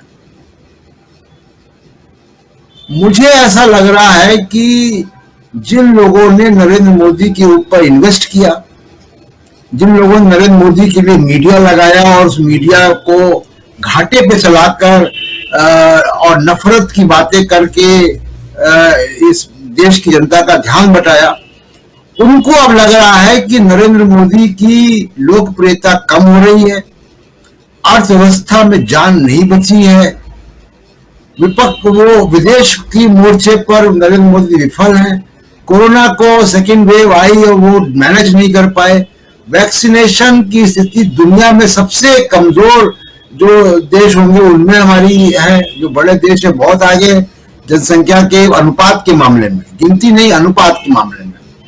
अब जब इनको उद्योगपतियों को लग रहा है कि नरेंद्र मोदी राजनीतिक रूप से कमजोर हो रहे हैं, तो जितना इनसे लूट सकते हो उतना लूट लो। और ये शुरुआत हो गई, यहाँ पे रुकेगा नहीं ये सिलसिला। आज अगर 40 स्टेशन गए हैं, 40 रेलवे स्टेशन की बात हुई है ना, तो वो कल दूसरे और रेलवे स्टेशन जाएंगे और संपत्तियां जाएंगी, और ये सिलसिला अगले 3 साल तक नरेंद्र मोदी की सरकार है तब तक ही चलेगा, और ये खजाना खाली करके जाएंगे। आवाज नहीं आ रही आपकी? प्रशांत जी, 400 रेलवे स्टेशन है, 400 रेलवे स्टेशन, 400 रेलवे स्टेशन है। ये 400 रेलवे स्टेशन से ज्यादा अभी आप देखिएगा 4000 हो जाएंगे। ये सिलसिला चालू हो गया है, और उसके पहले पूरी भूमिका रची गई है। यानी नरेंद्र मोदी जब आए तो आपको याद होगा और दर्शकों को याद होगा कि बजट के 2 दिन पहले एक रेल बजट भी आता था।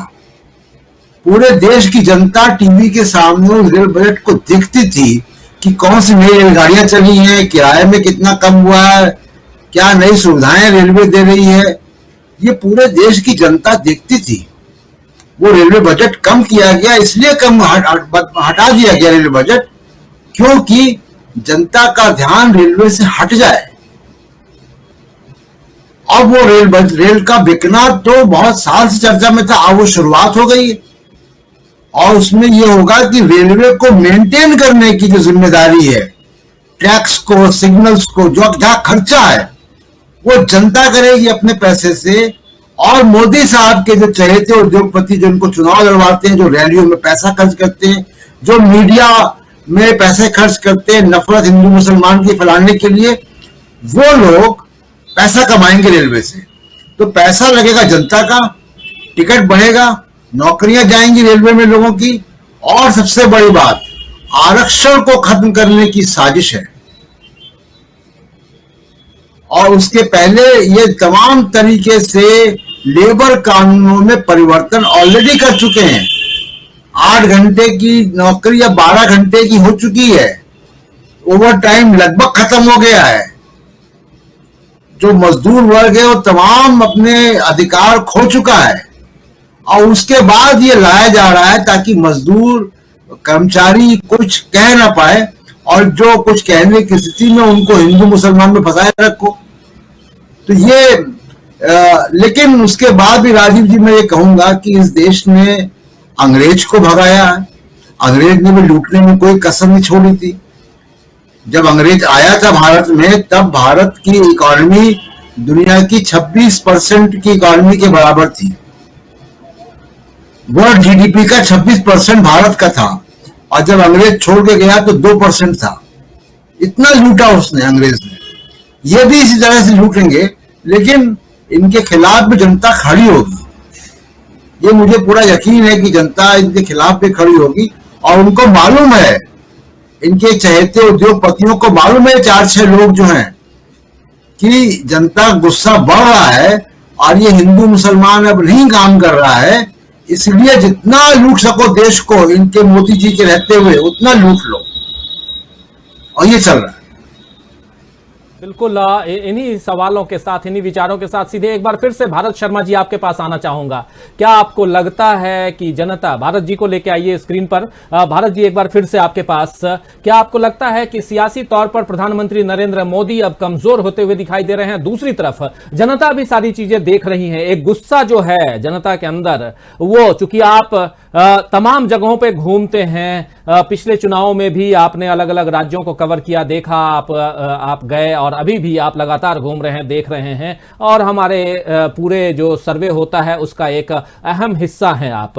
उस आधार पे भी मैं आपसे पूछना चाहता हूं, बहुत सारे साथी जो जुड़े हुए हैं वो भी उसमें से कुछ लोग लिख भी रहे हैं। प्रिया हुड्डा हमारे साथ बनी हुई हैं, देवेंद्र चटर्जी हैं, मुकेश लोढ़ी हमारे साथ बने हुए हैं, शीतल जोशी हैं, तो सब तमाम साथी, विष्णु प्रसाद यादव भी हमारे साथ जुड़े हुए, आफसा खान है, महेंद्र सुरेंद्र मलिक हैं, सब हैं, झक्कू भी हमारे साथ जुड़े हुए हैं, घनश्याम लिंबाड़िया भी हैं, बहुत सारे साथी जुड़े हुए हैं, अपने अपने विचारों को, अपनी अपनी बातों को रख रहे हैं। लेकिन हम यहां पर जो एक आम धारणा जो बन रही है उस हिसाब से, और जो प्रशांत टंडन जी बता भी रहे थे, उस आधार पर मैं समझना चाहता हूं कि क्या 2, 4, 5 या 10 जो उद्योगपति हैं, जिन्होंने, देखिए ये सब जानते हैं हम कि उद्योगपति पैसे लगाते हैं और सरकारें बनाना गिराना उनका काम होता है, जो बड़े उद्योगपति होते हैं, चाहे अंबानी हो चाहे अडानी हो। और हमने देखा भी, बहुत सारे विजुअल्स देखे हैं, और ये अभी की सरकार हो या पिछली सरकारें हो, और ये भी देख रहे हैं कि किसके पास कितने पैसे आए, कितने डोनेशन आए, डोनेशन कहां से आ रहे हैं, कौन कौन लोग दे रहे हैं, ये सब कुछ सामने है। जनता जो जानना चाहती है वो जान सकती है, देख सकती है। लेकिन एक बहुत सही बात आपने कही थी कि हमारे देश में इकोनॉमी को लेकर के, आर्थिक पहलू को लेकर के बहुत बड़ा पक्ष है जो उस पर बात करना नहीं चाहता है। सियासत और अंधभक्ति में तो सब कूद जाते हैं, लेकिन अगर ये पैसे 1 रुपया आता कहां से है इसकी बात नहीं करते। कमाने के लिए मुश्किल बहुत करते हैं, मेहनत बहुत करते हैं। हमारे देश में जितनी मेहनत होती है उतनी मेहनत दुनिया में कहीं नहीं होती है, यह भी मैं दावे के साथ कह रहा हूं। हमारे देश के लोग बहुत मेहनती हैं, बहुत ज्यादा मेहनती हैं, लेकिन उस मेहनत के पैसे को कुछ पल नहीं लगता है कि गंवा भी देते हैं। और ये जो गंवाने वाली बात है, ये जब उन्हें इसकी चोट पहुंचती है, जब इसका दर्द होता है, तब वो सोचते हैं कि नहीं, हम तो ठगे गए। क्या आपको लगता है भारत जी कि जनता अब ये फील करने लगी है, महसूस करने लगी है कि वो ठगी गई है?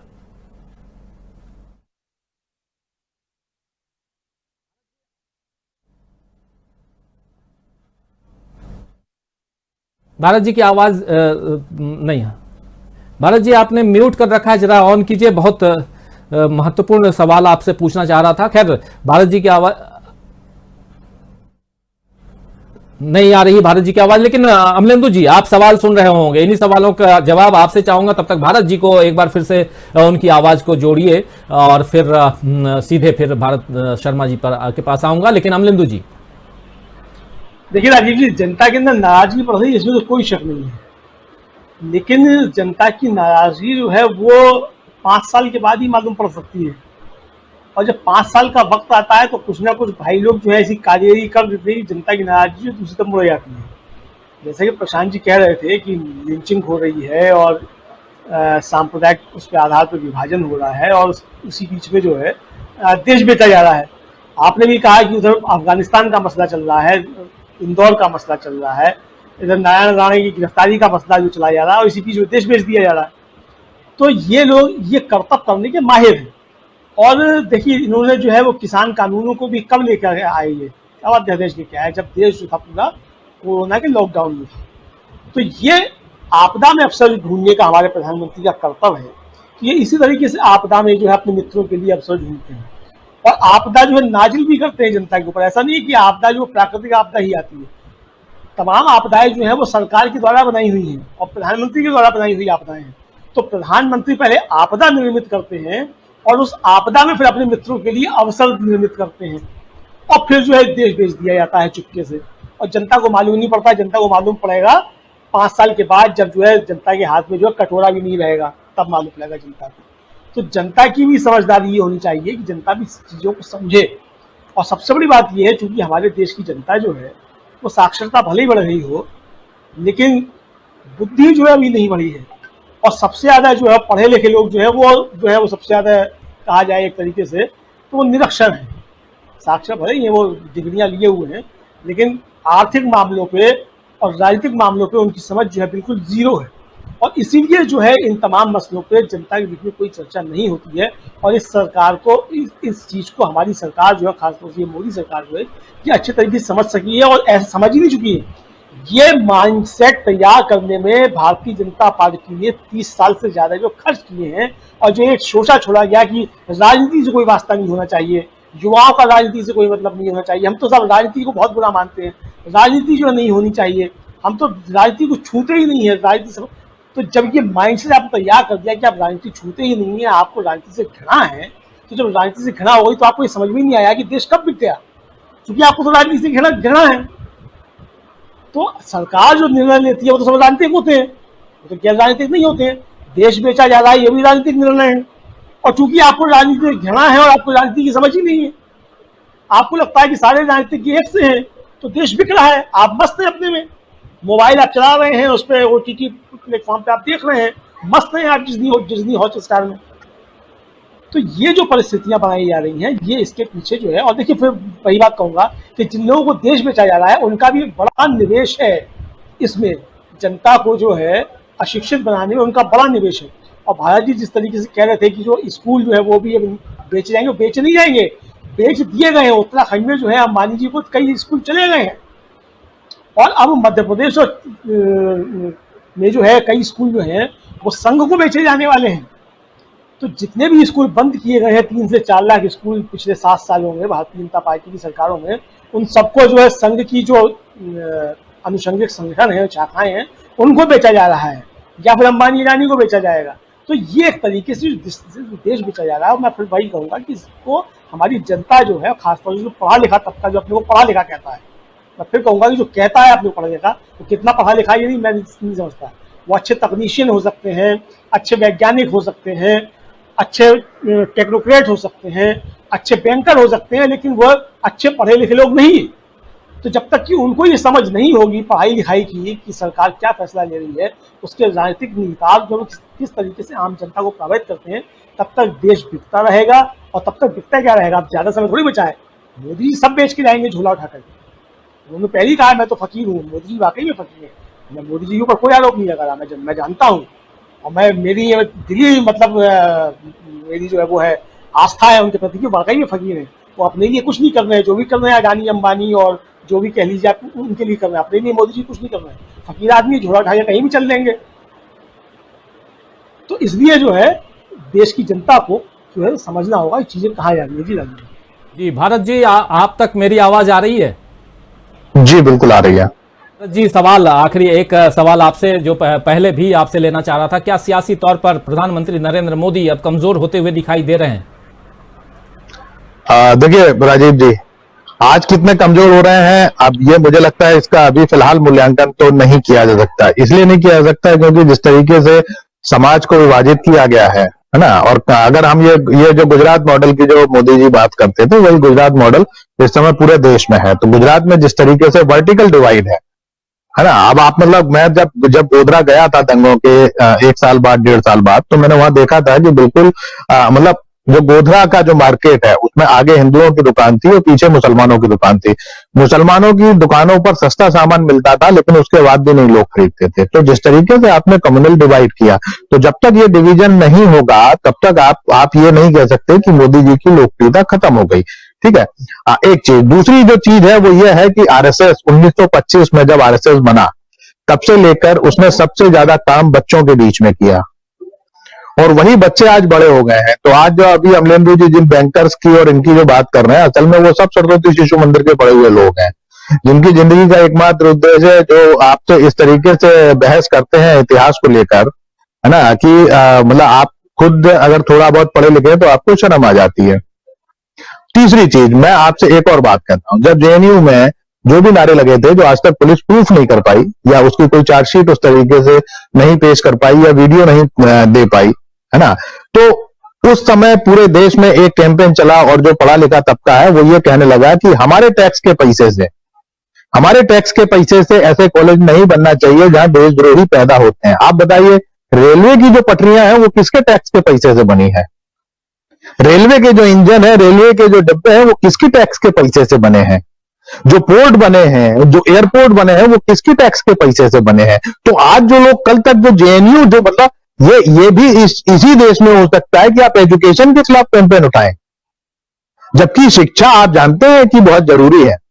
लेकिन आप जो सरकारी शिक्षा है, जो सस्ती शिक्षा है, अगर आप उसको बंद करने का कैंपेन चलाते हैं इस देश में, तो आप ये समझ सकते हैं कि इस देश के लोगों की मानसिकता क्या है और जो घृणा है लोगों के दिमाग में वो किस लेवल तक पहुंच चुकी है। तो जब पूरे देश के जो संसाधन जो हम लोगों के टैक्स के पैसे से खड़े किए गए हैं, जब उनको कौड़ियों के दाम बेचा जा रहा है, तब इस देश के लोग नहीं कह रहे कि हमारे टैक्स का पैसा है। लेकिन जब एजुकेशन की बात होती है, तब आप कहते हैं कि हमारे टैक्स के पैसे से आप देशद्रोहियों को मत पैदा करिए। तीसरी चीज आपको और बता रहा हूं, कल उमर खालिद की जमानत पर सुनवाई थी। रिपब्लिक टीवी जो अभी जो नोएडा मीडिया की बात हो रही थी, रिपब्लिक टीवी और दूसरे एक दो जो टीवी चैनल हैं जिनसे कोर्ट ने ये कहा कि हमको रो फुटेज आप उपलब्ध कराइए उसके वीडियो के, आपको आश्चर्य होगा ये जानकर कि उनको बीजेपी आईटी सेल ने वो वीडियो प्रोवाइड कराए थे और वो उन वीडियो को उन्होंने अपने टीवी चैनल पे चलाया और उसके बाद उस पर घंटों डिबेट कराई। तो कुल ये सिर्फ उसी तरीके का मामला है जिस तरीके से जेएनयू में हुआ कि जब आप देशद्रोह के जो नारे थे वो आपके पास थे ही नहीं, आपके पास जी न्यूज ने जिसने सबसे ज्यादा वो कैंपेन खड़ा किया तब वो नहीं, उसका कोई वो था ही नहीं, है ना।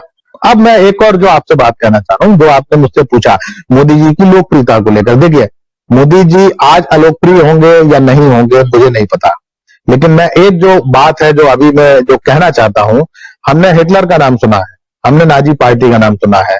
आज अगर जर्मनी में कोई अपने आप को नाजी पार्टी का मेंबर बताता है तो उसे जेल में बंद कर दिया जाता है। जिस दिन मोदी जी खत्म होंगे उस दिन इस देश से आरएसएस खत्म हो जाएगा। उस दिन जो आदमी अपने आप को बीजेपी का बताएगा, जनता पहले पकड़ के उसको उसका बिल्कुल पूजन करेगी और उसको उसके साथ भी वही होगा। ये जो नाराजगी है धीरे धीरे, देखिए यूथ के अंदर बहुत तेजी से नाराजगी बढ़ रही है। अब वो नाराजगी वोटों तक पहुंचेगी नहीं पहुंचेगी मैं नहीं कह रहा, इलिटरेसी का जो लेवल है या लोगों का जो मेंटल लेवल जो इन लोगों ने कर दिया इतने सालों में, वो कब तक आप उसको वहां पर बना के रखेंगे, क्योंकि अल्टीमेटली देखिए देश अर्थव्यवस्था से चलता है, देश नफरत से नहीं चलता। और अर्थव्यवस्था आप कितने दिन तक उसको रोक के रख सकते हैं कि लोगों को समझ में नहीं आए। जिस दिन भुखमरी होगी, अब आपको मैं एक और चीज आपको बता रहा हूं, आपको पता है नोएडा में कितने बिल्डर अभी तक सुसाइड कर चुके हैं, आप उसका कभी आंकड़ा निकालिए, है ना। तो जो अर्थव्यवस्था है देश उसी से चलता है। देश इन चीजों से ये जो सांस्कृतिक जो अपने राष्ट्रवाद की बात करते हैं वो सांस्कृतिक राष्ट्रवाद से नहीं चलता। हमारे सामने पाकिस्तान उदाहरण है, हमारे सामने तालिबान उदाहरण है।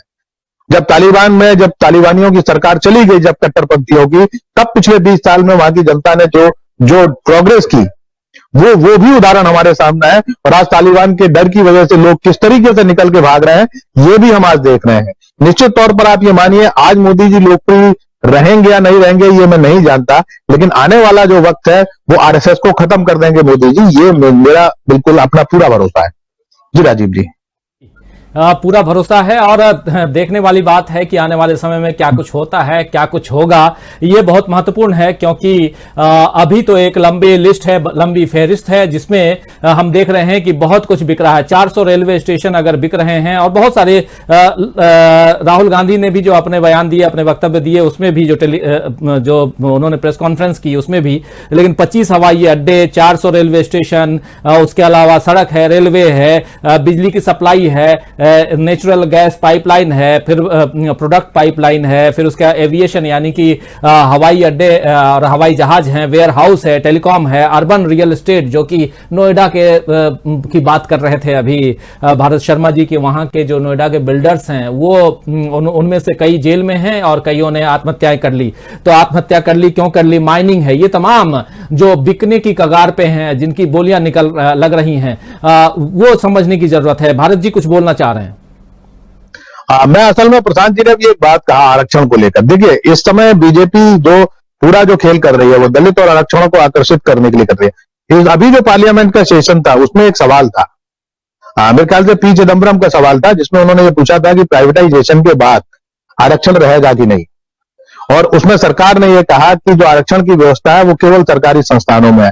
तो मैं केवल प्रशांत जी ने जो कहा, और खासकर जो हमारे अगर कोई मित्र लोग जो ओबीसी या जो आरक्षित वर्ग के हैं और अगर वो अभी भी मोदी जी की भक्ति कर रहे हैं तो इस बात को समझ लें कि ये एक बहुत बड़ी साजिश है। आने वाले 2-4 साल 5 साल बाद हम ये देखेंगे कि आरक्षण धीरे धीरे वो पूरे तरीके से खत्म हो चुका है ना। और जो वंचित वर्ग है उसके लिए ना स्कूल रहेगा ना आरक्षण रहेगा। जी राजीव जी, न स्कूल रहेगा ना आरक्षण रहेगा, और जब प्राइवेट सेक्टर में आप जाएंगे तो वहां और धीरे धीरे थोड़ा सा आना चाहूंगा एक बार फिर से प्रशांत जी आपके पास, क्या कहेंगे? बिल्कुल बहुत ही वाजिब बातें कही है, बताई है, और खासकर जो भारत शर्मा जी ने कि अगर आप जैसे जैसे प्राइवेट हाथों में जाएंगे तो सब कुछ तो उनके, और उतना ही नहीं, जिस प्रकार हमने देखा है कि लेबर लॉ में भी परिवर्तन किया गया है। पहले के लेबर लॉ अभी के लेबर लॉ को देखें तो उसमें भी बहुत परिवर्तन है, और ये सारी चीजें पिछले साल भर में हो चुकी हैं। तो एक पूरी की पूरी तैयारी लगती है प्रशांत जी, पूरी तैयारी है। हाँ, पूरी तैयारी है, लेकिन देखिए जैसे किसान आंदोलन है, तो किसान आंदोलन एक बड़ी उम्मीद है। और उत्तर प्रदेश के चुनाव आने हैं, और उत्तर प्रदेश के चुनाव में आप भी एक सर्वे कर रहे हैं, जो एक रुझान दिखाई दे रहा है। और मैं उत्तर प्रदेश कई बार जा चुका हूं इस बीच, और मुझे दिखाई दे रहा है कि बहुत परेशानी में है बीजेपी वहां पे। और इसीलिए बड़ी आशंका और डर है मुझे कि बहुत बड़े पैमाने पर दंगे और लिंचिंग आगे आने वाले वक्त में हम देखेंगे, क्योंकि बीजेपी के पास दंगों, हिंदू मुसलमान के दंगों के सिवा और कोई रास्ता नहीं है। 2017 में भी अब सरकार जब आई थी बीजेपी की, तो 28% कम्युनल वायलेंस बढ़ा था यूपी में। और ये आप देखिए कि जैसे ही आप अखलाक का देखिए, अखलाक को कब मारा गया? बिहार के चुनाव के 2 सप्ताह पहले। झारखंड में चुनाव के पहले 17 लिंचिंग की घटनाएं हुई हैं, फिर भी चुनाव हार गए। तो ये जो लिंचिंग की घटनाएं हैं, ये इशारा बता रही है कि वो बीजेपी की स्थिति वहां पे जो है वो कमजोर है। मैं इस बात को नहीं मान सकता हूं कि ये लिंचिंग कोई फ्रिंज एलिमेंट कर रहा है। मैं इसको बार बार कहता हूं कि कोई भी लिंचिंग हो रही, उसका एक मेथड देखिए। उसका मेथड है कि कोई एक डेसिग्नेटेड आदमी होता है, टीम जाती है, एक शिकार चुना जाता है, वो जो बोलता है वो उसके पूरे डायलॉग होते हैं। कोई एक कैमरा होता है, वो पूरा ऑडियो वीडियो कैप्चर करता है, और वो सोशल मीडिया के तमाम सारे पेजेस में, व्हाट्सएप ग्रुप में जाता है। एक बार इसकी अगर ईमानदारी से जांच हो जाए तो उसको किसके फोन आते थे लिंचिंग करने वाले व्यक्ति को, और उसने वो वीडियो बनाकर कहां भेजा, एकदम दूध का दूध पानी का पानी हो जाएगा कि सारा का सारा मामला चुनाव से रिलेटेड ही होता है।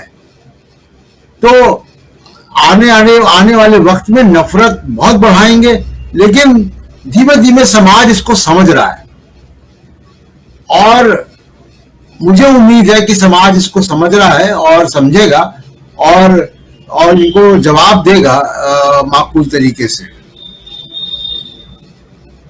तो कहा गया है ना कि बॉर्डर पर तनाव है, देश में चुनाव है, तो या देश के अंदर भी तनाव है और चुनाव है।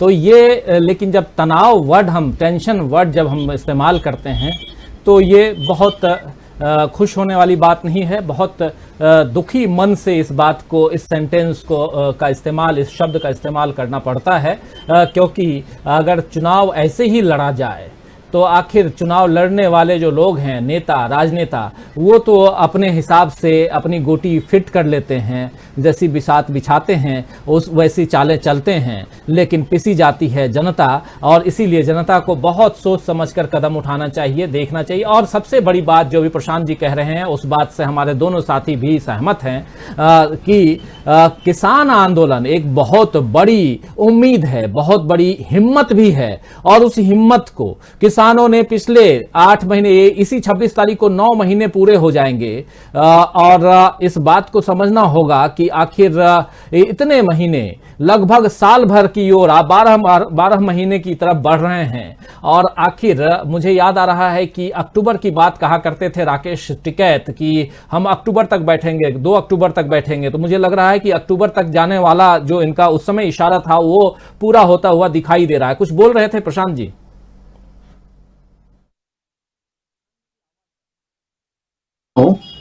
आवाज मेरी आ रही है ना जी?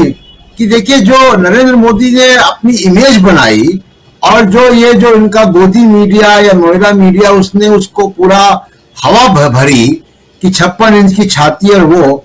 और आज भारत के इतिहास में ये पहली बार हुआ है कि किसी राज्य की पुलिस ने एक कैबिनेट मिनिस्टर को गिरफ्तार कर लिया, वो भी आपराधिक मामले में,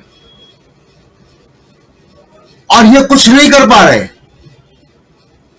तो इससे इनकी जो पूरी जो इमेज है, नारायण राणे को गिरफ्तार करने के बाद जो ये पूरी इमेज है कि मेरा 56 इंच का छाती है, उसको वो सही गलत विवेचना होती रहेगी बाद में। लेकिन उसको उद्धव ठाकरे ने उसमें सुई कई बार चुभो दी है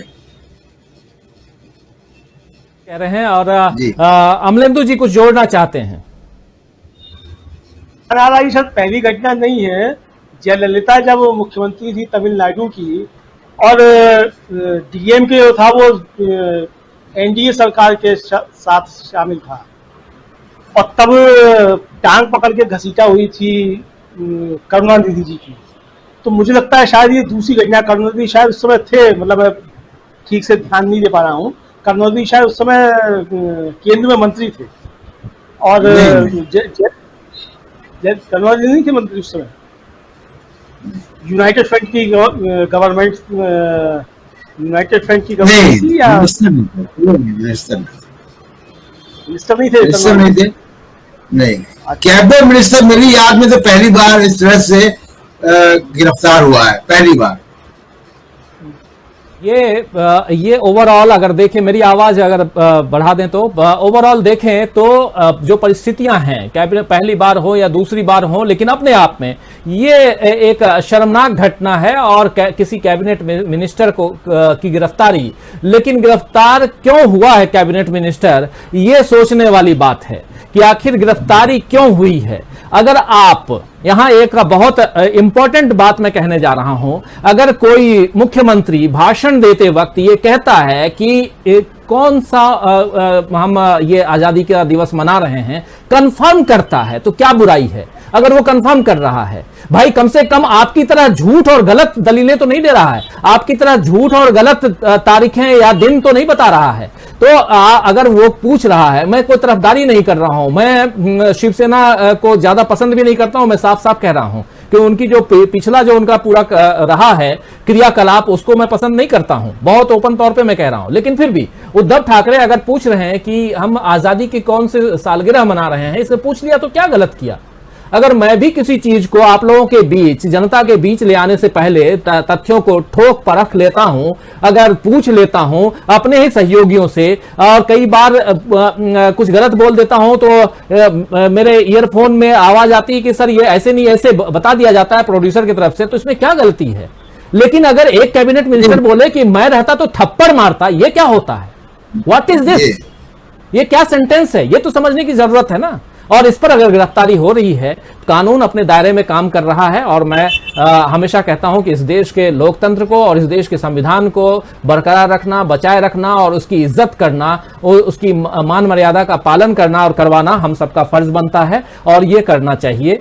इसमें कौन सही है, कौन गलत है? करुणानिधि जब गिरफ्तार हुए थे तो उस समय कौन सही था, कौन गलत था? वो उस समय भी कानून अपना काम कर रहा था, आज भी कानून अपना काम कर रहा है। जो जेल के सलाखों में है वो उनके लिए भी, जो जेल के बाहर है उनके लिए भी, और जो गलत कर रहा है उनके लिए भी। और चाहे इंदौर की जो घटना घटी है उस पर भी, कि अगर किसी ने लिंचिंग की है तो उस पर भी पूरी तरह से आप नड्डा जी आकर भाषण देते हैं। इस पे जो नड्डा जी का बयान आया है, जो कि बीजेपी के प्रमुख हैं इस वक्त, आप सब जानते हैं, उनका बयान कुछ और आ रहा है। वो लिंचिंग की बात जोड़ रहे हैं, लेकिन वो वहां की बात को किस ढंग से कर रहे हैं, मुंबई महाराष्ट्र की बात, ये सब भी आप देख रहे हैं। तो आप तमाम दोस्तों को इस एक कार्यक्रम में, घंटे सवा घंटे के कार्यक्रम में बहुत सारी बातें पूरा यहां तक लाना, आप लोगों तक पहुंचाना बहुत मुमकिन नहीं होता है। लेकिन आप सब समझदार हैं, क्या कुछ चल रहा है इस देश की राजनीति में, वो सब आप बहुत अच्छी तरह से जान रहे हैं। लेकिन मेरा यही कहना है कि कम से कम कोई आदमी ये तो नहीं कहता कि तक्षशिला यहां है और कोई कुछ और कहीं और बताया जाता है, कुछ और कोई आंकड़े कहीं और दिए जाते हैं।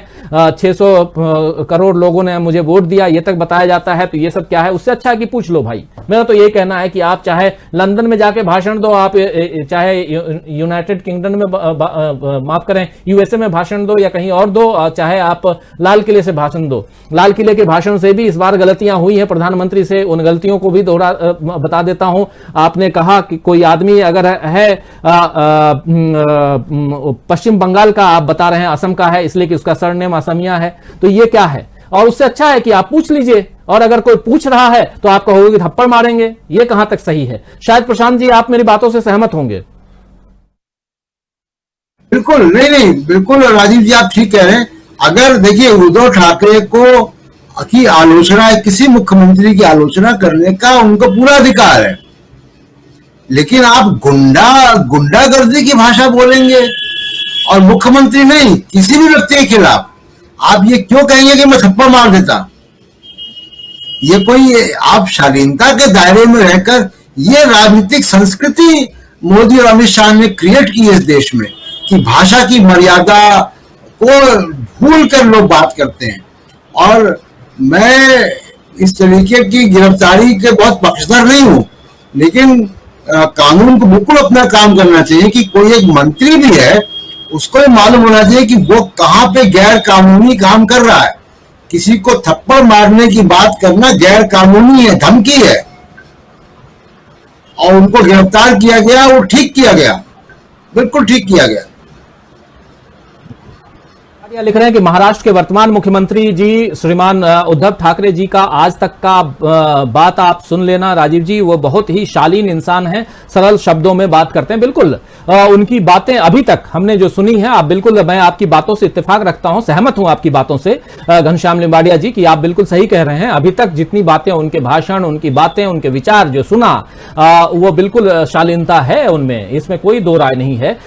मैं भी जो शिवसेना की बात कर रहा था, उस शिवसेना की बात कर रहा था, आज से 20 साल पहले की शिवसेना, और एक अलग तरह की शिवसेना देखा करता था। लेकिन आज की शिवसेना जो है बहुत बदली सी दिखाई देती है, इसमें कोई दो राय नहीं है, और ये मैं कहूंगा बिल्कुल। तो लेकिन पॉलिटिकली कहां क्या चल रहा है ये मायने नहीं रखता, मायने ये रखता है कि आप शालीनता की परिभाषा को समझें।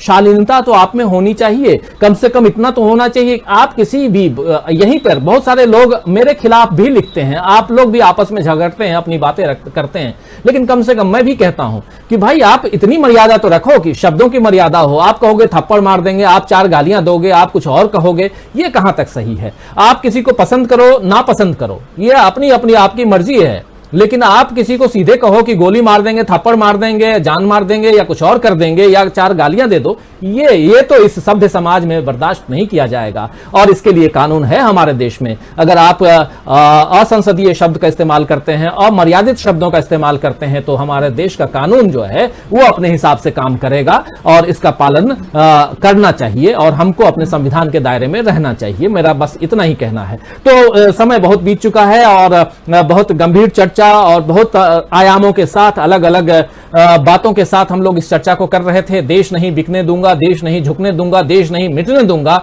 और सौगंध इस देश की मिट्टी से, जो हमारे प्रधानमंत्री नरेंद्र मोदी एक बहुत शानदार स्लोगन उस समय कहा करते थे 2014 में, आज जब हम 2007 साल बाद 2011 में हैं, तो आज उसी पर हम चर्चा कर रहे हैं कि क्या प्रधानमंत्री नरेंद्र मोदी ने अपने कहे हुए बातों से अपने आप को दूर कर लिया है, अपने वायदों से खुद को दूर कर लिया है। यानी कि देश अब बेच रहे हैं। देश को जहां बचाने की बात होनी चाहिए थी, देश को बनाने की बात होनी चाहिए थी। उनका नारा याद कीजिए, सबका साथ सबका विकास। उसके बाद उन्होंने जोड़ा सबका साथ सबका विकास सबका विश्वास। उसके बाद एक शब्द और जोड़ा उन्होंने, सबका साथ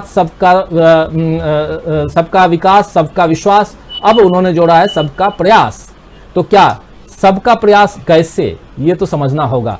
सिर्फ शब्दों की जादूगरी से काम नहीं चलेगा। देश को आगे बढ़ाइए साहब, बस हम यही कहना चाहते हैं। और इस कार्यक्रम में हमारे तीनों साथी, अमलेंदु उपाध्याय जी, भारत शर्मा जी, प्रशांत टंडन जी, आप तीनों ने अपना महत्वपूर्ण, बहुत ही बहुमूल्य समय दिया। इसके लिए आप तीनों को बहुत बहुत धन्यवाद देता हूं। और तमाम साथी जो हमारे साथ जुड़े रहे, आपसा खान जुड़ी हुई हैं, घनश्याम लिम्बाड़िया हमारे साथ जुड़े हुए हैं, तुषार शर्मा जी, बहुत दिनों बाद आप तुषार जी दिख रहे हैं, आप जुड़े हुए, इंडिया #इंडिया ऑन सेल चला रहे हैं, लिख रहे हैं। नंदकिशोर सिरपुरकर हमारे साथ हैं, और मोहम्मद केसर हमारे साथ जुड़े हुए हैं, FH इंडियन सर जुड़े हुए हैं, और उसके अलावा उसैद अहमद जुड़े हुए हैं हमारे साथ, जो लिख रहे हैं सब कुछ निजी कंपनियों को दे दिया है, अब संसद को कब निजी कंपनियों को देंगे ये भी देश की जनता को बता दो, ताकि चुनाव से लोगों को निजात मिल जाए।